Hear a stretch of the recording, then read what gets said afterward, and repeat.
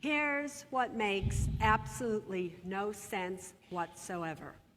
Student loan debt is the only debt that in 99.999999% of the cases cannot be discharged in bankruptcy.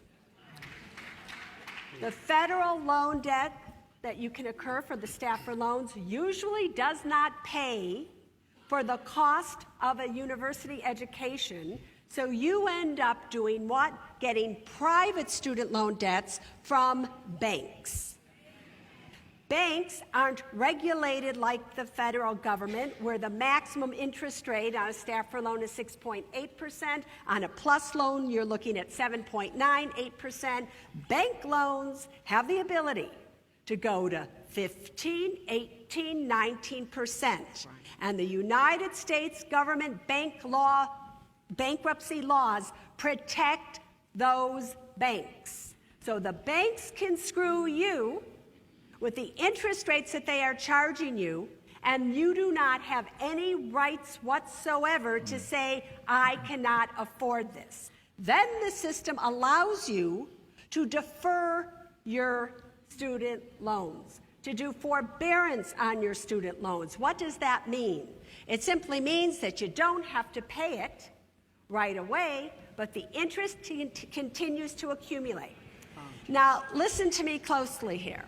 There's not a lot of safe places to make money on your money today.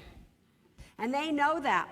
And many of these banks and institutions, they borrow at 0%, and they're lending to you at 6.8 or 8%. And when you don't pay it back, they are thrilled.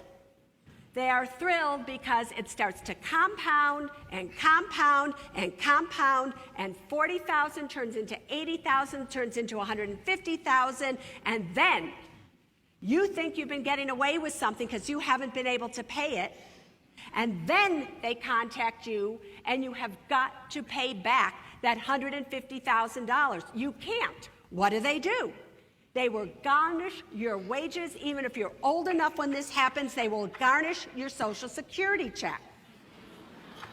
Wow. So when you are taking out student loans, parents out there, when you are co-signing a private student loan, you better be very, very careful, especially because some of the private student loans state that if the person you co-sign for dies, they don't care. You are stuck paying that student loan for as long as it's going to take, even if the student is no longer here. So all the rights are going to the institution. So you better think twice before you think an expensive education is what's going to get you a job when there are no jobs out there to be gotten.